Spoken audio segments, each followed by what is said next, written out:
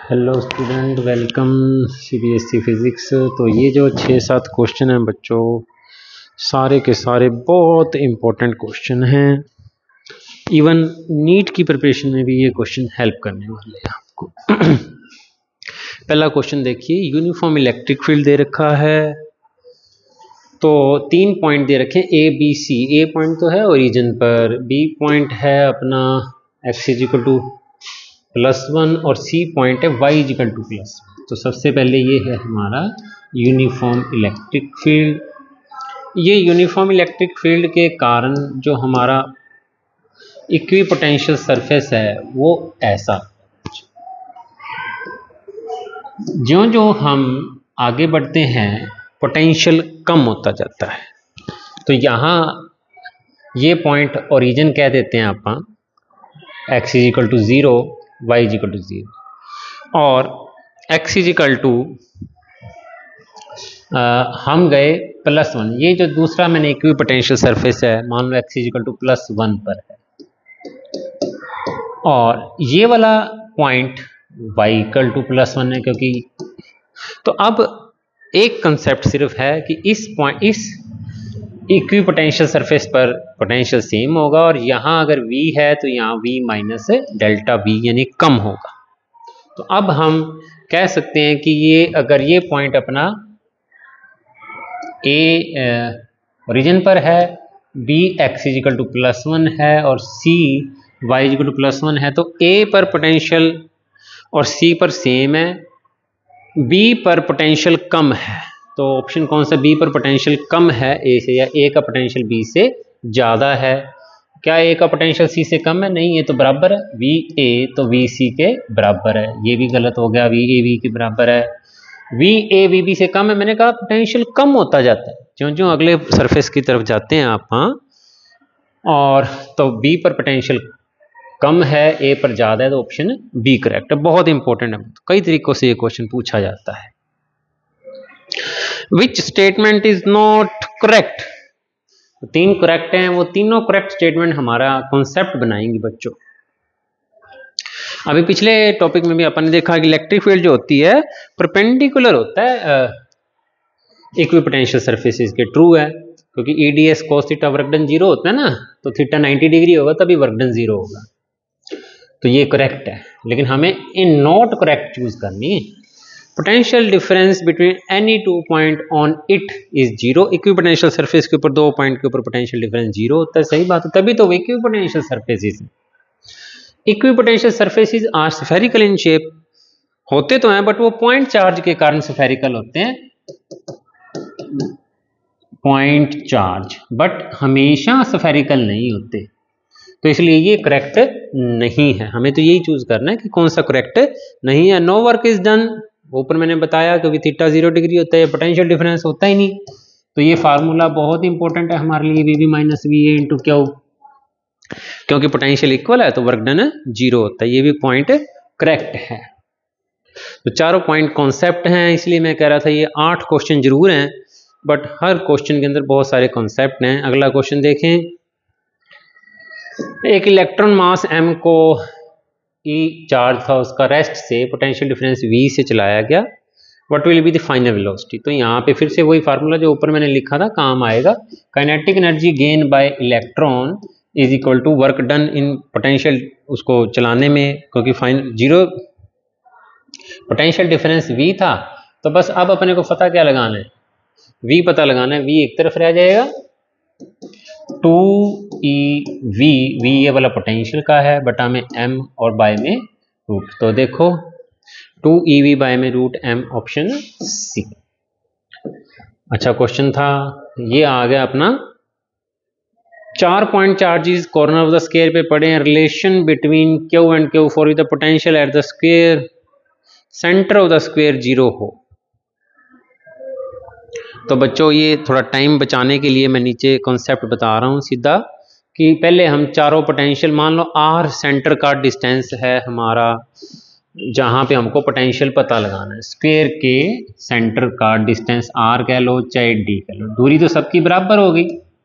4 corner पे 4 charges पड़े हैं, एक पे माइनस क्यू, एक पे ये minus small Q, plus 2Q और कैपिटल का 2Q प्लस।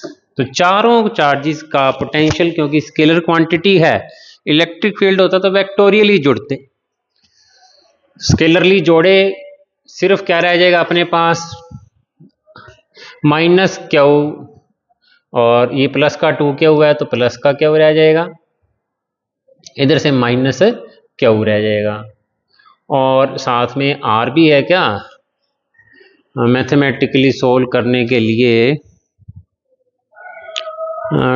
Q रह गया, पूरा सोल्व करना पड़ेगा। तो बच्चों चलो, इसीलिए मैंने ये निकाला था टाइम सेव करने के लिए। ये देखना इस इक्वेशन को सॉल्व करके Q इजिकल टू -1/Q आएगा, थोड़ा टाइम सेव करना। अगला क्वेश्चन देखते हैं, fourth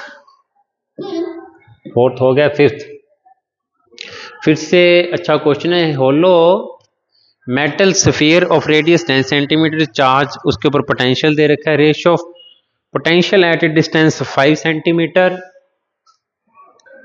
from the centre of sphere to the potential at the surface of sphere. तो दो पोटेंशियल के रेशियो पूछ रखा है, एक तो कितनी दूरी पर एंड पोटेंशियल एट द, तो इनसाइड द जो हमारा होता है hollow sphere, metal sphere, potential electric field 0 होता है, पोटेंशियल कांस्टेंट होता है, और उतना ही होता है जितना सरफेस पर होता है। तो बड़ा इंपॉर्टेंट कॉन्सेप्ट, फिर से आंसर तो 1:1 आ रहा है, कैलकुलेशन करने की जरूरत नहीं पड़ रही। कॉन्सेप्ट क्या है, E0 बहुत बहुत इंपॉर्टेंट कॉन्सेप्ट, V कांस्टेंट, और उतना ही V होता है जितना सरफेस के ऊपर होता है। तो 1:1 इसलिए आ गया, ये नीट में आ चुका है, 2-3 बार ये क्वेश्चन हमारे उसमें आ चुका है। तो आंसर सही है अपना 1:1। Sixth, there is one charge isolated air capacitor. तो ये वर्ड जो है इसीलिए मैंने and use the energy stored in it. Separation between the plate of the capacitor is increased to double of the initial value energy stored becomes. तो बच्चों question को ध्यान से पढ़ने पे हमें पता लगा भी कैपेसिटर तो चार्ज है, लेकिन आइसोलेटेड का मतलब क्या है कि अब उसके ऊपर कोई बैटरी या कोई किसी प्रकार की कोई कनेक्शन नहीं है उसके साथ, और यूज की पहले एनर्जी थी, तो separation between the two plate of the capacitor is increased to double of its initial value. Separation double की गई, एनर्जी स्टोर क्या हो जाएगी, तो एनर्जी स्टोर के कई फार्मूले हैं हमारे पास, हाफ CV² Q²/2C, जो फार्मूला आपको सूटेबल लगे उससे आंसर आ जाएगा, U equal to half into QV। तो यहाँ पे जब सेपरेशन बढ़ा देंगे, separation between the capacitor the increased to double of its initial value, तो कैपेसिटेंस देखो बच्चों क्या होती है, C equal to epsilon naught A/D, ये डबल कर दिया तो कैपेसिटेंस हो जाएगी आधी। C जो नई सिचुएशन होगी उसकी कैपेसिटेंस पुरानी वाली के मुकाबले में हाफ होगी, और जो पोटेंशियल होता है वैसे E इक्वल टू V/D होता है, तो V equal to E into D हो जाएगा। तो पोटेंशियल जो है नई सिचुएशन में डबल हो जाएगा इनिशियल वैल्यू का। तो ये तो सेम आ रही है, नहीं सेम, गलती कहीं कंफ्यूजन हो रही है, तो हम देख लेते हैं बच्चों, double of its initial value, तो कैपेसिटेंस तो आधी होगी, पोटेंशियल डबल हो गया, बस फार्मूले लिखने में गलती हो रही है, कंसेप्ट तो ठीक था अपना, हाफ CV², मैंने हाफ Q इंटू V सोच लिया था, तो बस ठीक है, आ जाएगा आंसर हमारा हाफ C हो गया C/2 और V हो गया ट्वाइस। तो आंसर सॉल्व करके डबल आ जाएगी बच्चों जो पोटेंशियल एनर्जी है। और ये पोटेंशियल एनर्जी बढ़ी क्यों, क्योंकि हमने जो वर्क डन किया ना मेटल की प्लेट्स को दूर लेके जाने में, तो हमारे द्वारा वर्क किया गया, स्टोर हो गया था एज ए एनर्जी, तो इसलिए आंसर बढ़ने वाला ही आना था। तो यहाँ पे ये अच्छा क्वेश्चन फिर से मैं कहूँगा, क्योंकि देखने में ऐसे लग रहा है जैसे ये व्हीटस्टोन ब्रिज हो, परंतु ये चारों कैपेसिटर पैरेलल में है, तो सीधा इनकी कैपेसिटेंस ऐड हो जाएगी, तो ऐड हो जाएगी तो 32 माइक्रोफैरड आंसर। 8वां क्वेश्चन, फिर से ये 8 के 8 क्वेश्चन वेरी इंपॉर्टेंट क्वेश्चन है। तो एक parallel plate capacitor connected to a battery as shown in figure. दो सिचुएशन बताई हैं।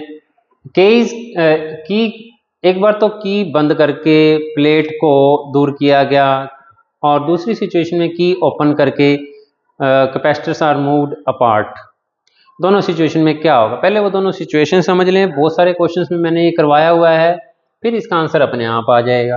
पहली सिचुएशन में बैटरी लगी हुई है, हमने कैपेसिटर की प्लेट्स को दूर दूर कर दिया, तो जो पोटेंशियल डिफरेंस है वो बैटरी वाला मेंटेन रहेगा।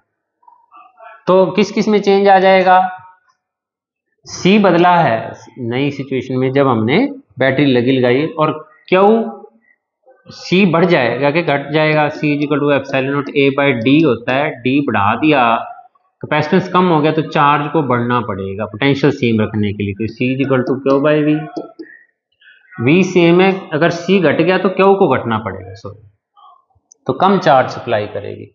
घटना बढ़ना नहीं पूछा इसने, चेंज का पूछा है।